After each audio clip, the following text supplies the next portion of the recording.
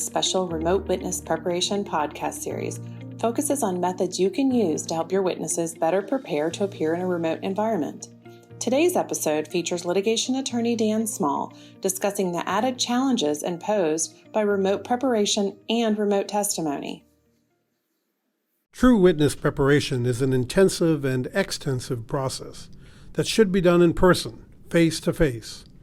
But the current COVID-19 health crisis has created a world in which both the preparation and the testimony or interview itself may need to be done remotely. In the next several episodes of this special Remote Witness Preparation podcast series, we'll address general issues and process in remote witness preparation, then specific challenges found in depositions, trials, and other adversarial proceedings. The first step is to understand the added challenges imposed by remote preparation. As we discussed in episodes of Holland Knight's Witness Preparation podcast, it's very important for counsel to create a connection of some kind with the witness, listen carefully to their concerns, and communicate the rules of this very different and very unnatural environment. To accomplish that without being in the room with the witness, to watch and listen carefully, to communicate directly, to understand the body language and everything else that comes with in-person meetings, adds greatly to the level of difficulty in preparing for remote-based witness testimony. Let's address a couple of key points first. First, lay the foundation. Knowing that communication is more difficult when done remotely, we need to take advantage of every opportunity.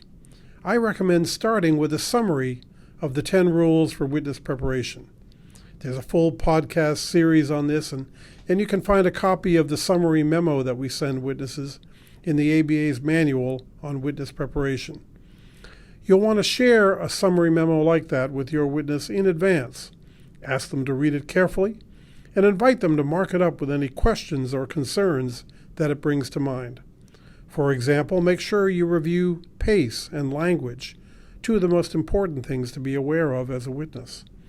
This can be extremely helpful in beginning the preparation conversation and also creating a list of their concerns so that they can be sure to raise them in your first preparation meeting. Second, discuss the environment. One advantage of a live courtroom trial is that all of the official trappings of the process are constant reminders to the witness of how formal and unnatural this is, and how hard they have to concentrate. As a remote witness, wherever they are, at home, in a conference room, an office, whatever, it is so much less formal and less intimidating, with lots of potential distractions in their surroundings. Some people may say, well, that's nice that it's less formal, but the risk that this informality creates is that it will make them become more conversational and more relaxed. You have to remind your witness that this is not a conversation, and that much of what we do in a normal conversation to keep it interesting and flowing is just not appropriate in a witness environment, whether live or remote. It is a dangerous misconception. Third, remember the rules.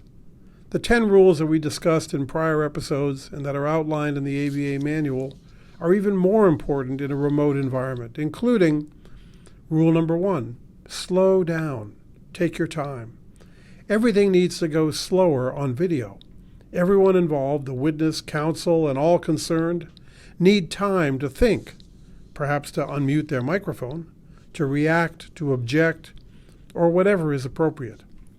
Sometimes there's even a delay or a lag between the end of the witness's answers and the next question being asked. Rule number 9, be careful with documents. Because the handling of documents can be more awkward and complicated in a remote environment, it's tempting for the questioner to try and avoid showing them to the witness. But no witness should get into a debate with a document that's not in front of them. If you're asked a question, the answer to which is contained in the document, ask to see the document and take the time to read it carefully. If you're not shown the document, make clear that you would just be guessing. Rule number 10, use your counsel and take breaks. Witnesses worry that because they're on camera and sitting by themselves, it doesn't feel comfortable to ask for a break. But they should be sure to take them as often as they need them, and counsel should be sure to ask for them if the witness does not.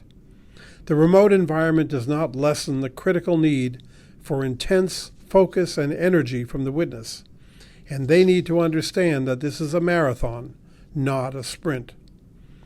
The fourth key point I'd like to address is take time with tech. The remote witness environment relies on a wide variety of technical solutions to the problems of voice, video, and document sharing. Every witness has a different level of familiarity and comfort with tech issues. Find out as soon as you can just what systems will be used for the testimony itself and for handling documents.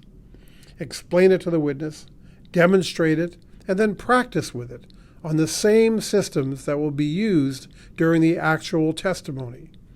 In particular, practice teaching them to mute and unmute themselves, as this can be critical during the actual testimony process, and make sure that they look at their background and surroundings when they appear on screen.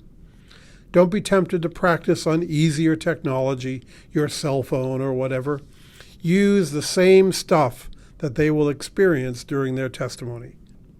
Fifth, prepare for Murphy's Law. No matter how much you test the technology and practice the process, help your witness to understand that Murphy's Law applies. What can go wrong will go wrong. And that's okay. That's okay. Remind them that we'll get through this together. You're there to support them even if they may not be able to see you on screen while they are speaking. Being a witness is always a stressful experience. Imagine the added stress when technology goes awry and interferes with the process. Assure your witness in advance that this happens all the time. Everyone understands, and that it's frustrating, but it's not a reflection on them or on anything that should deter them from being a good witness. The goal of witness preparation is to help your witness get ready for whatever environment they're walking into. Thus, it's critically important to understand the remote witness environment, and then to specifically prepare your witness for it. This is not a time for one size fits all. Deal with the issues that this strange environment will present, and it will make the process much more manageable for the witness, and thus the resulting testimony much better. The next Remote Witness Preparation podcast episode will discuss some of the specifics of the process of remote witness preparation. Thank you for listening to Holland Knight's special Remote Witness Preparation podcast series featuring Dan Small, a litigation partner who focuses on internal and external investigations, witness preparation, and white-collar criminal matters. His popular CLE programs on witness preparation and other litigation topics can be arranged through the professional education group at proedgroup.com. He's the author of the ABA's Manual on Preparing Witnesses, and he also welcomes input on this and other podcast programs at dan.small@hklaw.com.